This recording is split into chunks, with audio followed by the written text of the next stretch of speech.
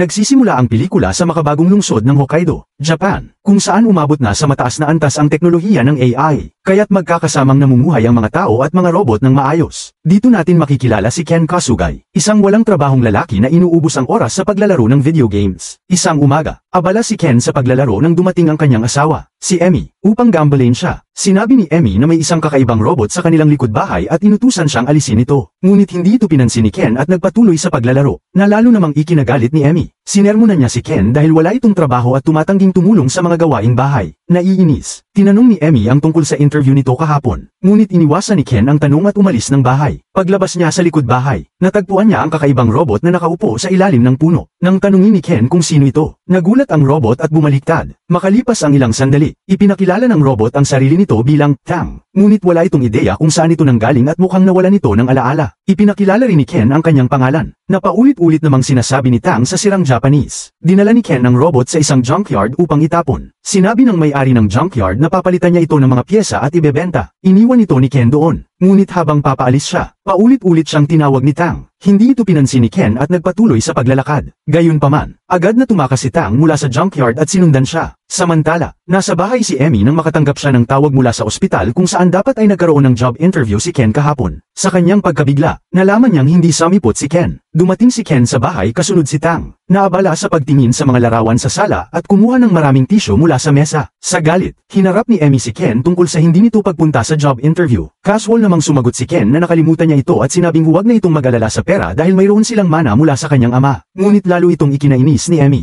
na sinabing pagod na siya sa pagiging immature ni Ken. Sa kanyang galit, kinuha niya ang isang anti-gang orasan mula sa mesa at binasag ito sa sahig. Labis itong dinamdam ni Ken dahil ang orasan ay regalo ng kanyang yumaong ama. Sinabi ni Emmy na oras na para mag-mature si Ken at mag-move on sa nakaraan. Pinalayas niya si Ken sa bahay, at sumama rin si Tang sa kanya. Sa susunod na eksena, makikita natin ang dalawa sa isang bus stop. Lubos na nag-aalala si Ken tungkol sa kanyang sitwasyon. Habang iniisip ang gagawin, napansin niya ang likidong tumutulo mula kay Tang. Binuksan niya ang hatch ng robot at natuklasan ang nakasulat na A2-bit Systems sa loob. Ito pala ang pangalan ng isang kumpanya na nangunguna sa paggawa ng mga Android sa bansa. Sa pagsusuri sa website ng kumpanya, nalaman ni Ken na tumatanggap sila ng lumang robot kapalit ng mga bagong modelo. Naisip niyang palitan si Tang ng mas modernong robot na makakatulong sa gawaing bahay. Naniniwala siyang mapapatawad siya ni Emmy kung ibibigay niya ito bilang regalo. Kasunod nito, nagtungo sila sa Fukuoka, kung saan matatagpuan ang headquarters ng A2-bit Systems. Sa eroplano, isang bata ang naghagis ng candy kay Ken, ngunit ng kanyang sawayin, patuloy pa rin ito sa kalokohan. Naiinis, tinawag ni Ken ang bata na brat, na agad namang inulit-ulit ni Tang. Nagdulot ito ng awkward na sitwasyon, at nagalit si Ken sa robot. Tinawag itong basura, at nagbanta na itatapon ito. Ang mga salitang ito ay lalong nagpasama sa sitwasyon, kaya't naglabas ng singaw mula sa ulo si Tang sa inis.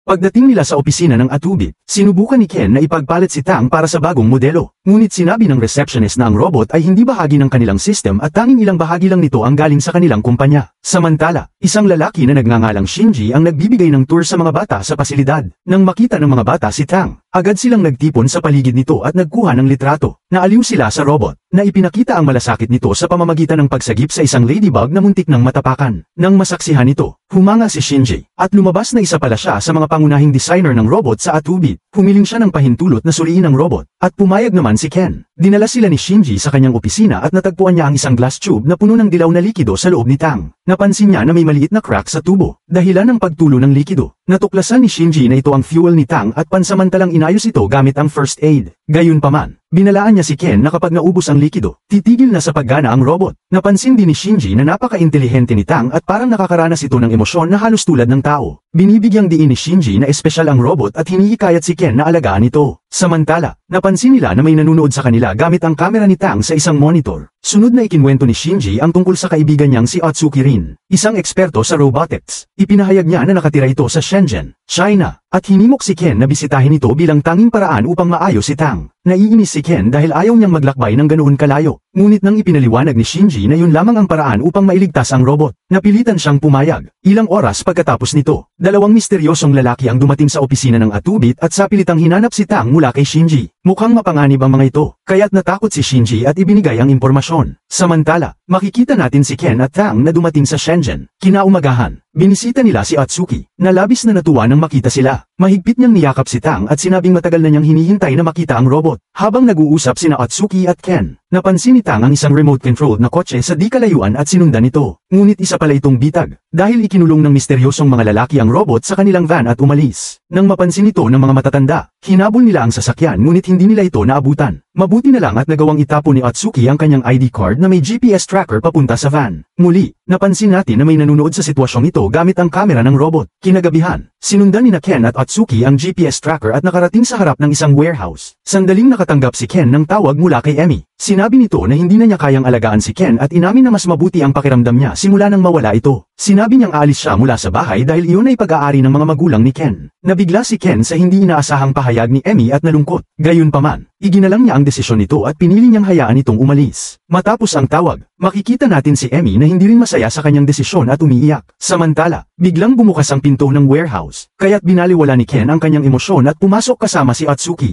Nakita nilang nagpapahinga ang dalawang kidnapper at umakyat ang mga ito upang kumuha ng beer. Sinamantala ni Ken at Atsuki ang pagkakataon. Kinuha si Tang at sinubukang umalis. Ngunit maya-maya, lumitaw ang isang lalaki na nagngangalang Dr. Kato, na pinuno pala ng mga kidnapper. Pinigilan niya silang makaalis at sinuri ang mga bahagi ni Tang. Agad niyang nakilala ang mga bahagi nito at napabulong na si Professor Baba ang lumikha ng robot.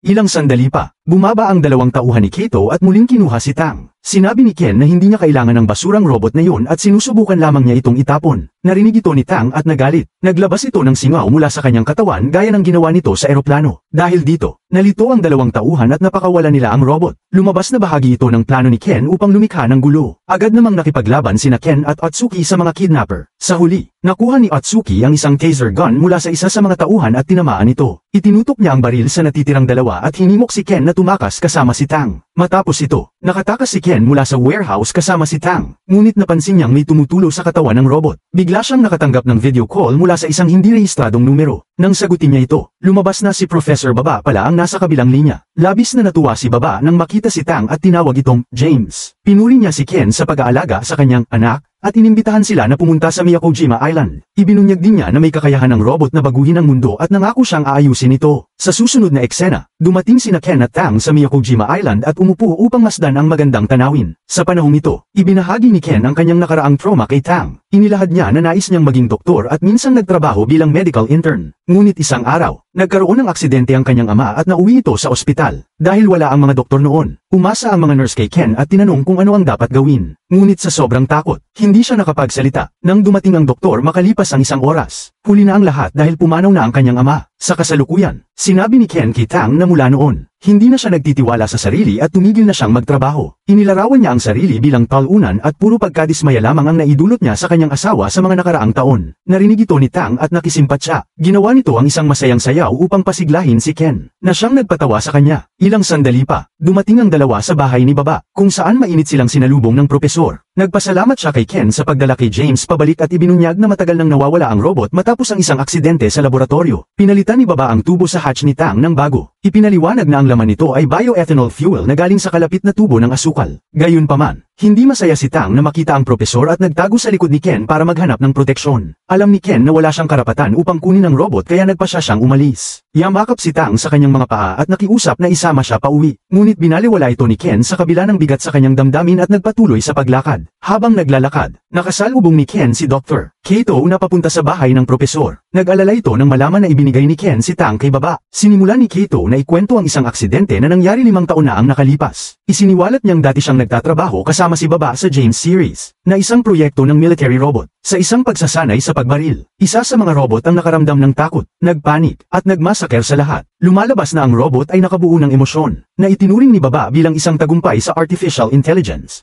Nais niyang angkinin ang tagumpay na ito kaya inalis niya ang Eurochip mula kay James at inilagay ito sa isa pang robot na ginawa niya. Pagkatapos, sinunog niya ang laboratorio at tumakas mula doon. Inihayag ni Kato na matagal na nilang hinahanap si Baba upang arestuhin ito. Nang marinig ito, nag-alala si Ken at ginamit ang sasakyan ni Kato upang madali ang bumalik sa bahay ng propesor upang iligtas ang kaibigan. Sa bahay, sinusubukan ni Baba na alisin ang Eurochip mula kay Tang. Ngunit sa takot, tumakas ang robot mula sa kanya. Dumating si Ken at agad na pumasok sa laboratorio. Natagpuan niya si Tang at sinubukan nilang tumakas. ngunit mabilis na isinara ni Baba ang lahat ng pinto gamit ang kanyang computer system. Sa mga sandaling ito, dumating din si Kato ngunit naipit siya sa labas at hindi makapasok sa laboratorio. Sinabi ni Baba kay Ken na pinapanood niya siya gamit ang kamera ng robot mula pa noong simula. Tinawag siyang talunan dahil hindi siya makawala sa nakaraan at hindi niya magawang alagaan ang kanyang pamilya. Ibinunyag din ni Baba ang kanyang masamang plano na gamitin ang katalinuhan ng robot upang maging pinakamakapangyarihang tao sa mundo. Nilapitan niya si Tang na may hawak na palakol, ngunit hinaranggan siya ni Ken. Nagtaka si Baba kung bakit pinoprotektahan ni Ken ang isang robot na wala namang kaluluwa, ngunit iginiit ni Ken na si Tang ay kaibigan niya. Hindi natuwa si Baba sa sagot at inatake siya gamit ang isang robotic arm, ngunit nagkaisa sina Ken at Tang upang maaga ito. Sa huli, ginamit ni Ken ang robotic arm upang pabagsakin at mawala ng malay ang matanda. Subalit, nang akala nilang tapos na ang panganib, bumagsak ang isang mabigat na aparador malapit kay Tang at nadaganan nito. Nagmadali si Ken upang iligtas ang robot, ngunit tumutulo ang fuel nito, kaya hindi ito makagalaw. Sinubukan ni Ken na palitan ang fuel tube, ngunit hindi pa rin gumising si Tang. Napagtanto niyang hindi niya ito kayang gawin mag-isa kaya tinawagan niya si Kato sa video call. Pinayuhan siya ni Kato na tingnan kung konektado ang cable sa baterya. Naputol ang cable kaya kinuha ni Ken ang isang gamit upang ayusin ito. Itinuro ni Kato na i-connect rin ang core unit. Mayroong dalawang socket, at tinanong ni Ken kung alin ang gagamitin. Ngunit sinabi ni Kato na si Baba lamang ang nakakaalam nito. Binalaan siya na kung magkamali siya, magkakaroon ng short circuit at mawawasak si Tang. Napunta si Ken sa isang mahirap na sitwasyon at nag-alinlangan kung dapat ba niyang ituloy ito. Bumalik sa kanyang isipan ang alaala ng operasyon ng kanyang ama. Ngunit nag-ipon siya ng lakas ng loob at random na pumili ng socket. Tama ang kanyang hula at unti-unting gumising ang robot. Ngunit tila nawala ang lahat ng alaala nito at ipinakilala ang sarili bilang James. Labis na nalungkot si Ken at sinabi sa robot na ang pangalan nito ay Tang. Ikinwento niya kung paano sila nagkakilala at napunta sa sitwasyong ito. Sa sorpresa, bumalik ang mga alaala ni Tang, na nagpapatunay na nakakaramdam ito ng emosyon. Sa wakas, tinawag nito si Ken sa kanyang pangalan at sinabing mahal niya ito. Labis na natuwa si Ken at sinagot na mahal din niya si Tang. Sa susunod na eksena, dumating ang mga pulis sa bahay at inaresto si Professor Baba. Bumalik si Ken sa kanilang tahanan kasama si Tang at nakita ang kanyang asawa, na handa nang umalis. Napansin ni Ken na inayos nito ang antique clock ng kanyang ama, na labis niyang ikinatuwa. Gusto niya itong pigilan, ngunit natatakot siyang magsalita. Dahil dito, nag-play si Tang ng isang recorded message ni Ken na nagsasabing muli siyang magiging doktor at kakalimutan ang nangyari sa nakaraan. Ipinahayag niya ang determinasyon niyang maging mas mabuting tao at muling makuha ang tiwala ng kanyang asawa. Nang marinig ito, naging emosyonal si Emmy at nagdesisyong patawarin ang kanyang asawa. Buong puso ring humingi ng tawad si Ken at nangakong magiging mas mabuting asawa para sa kanya.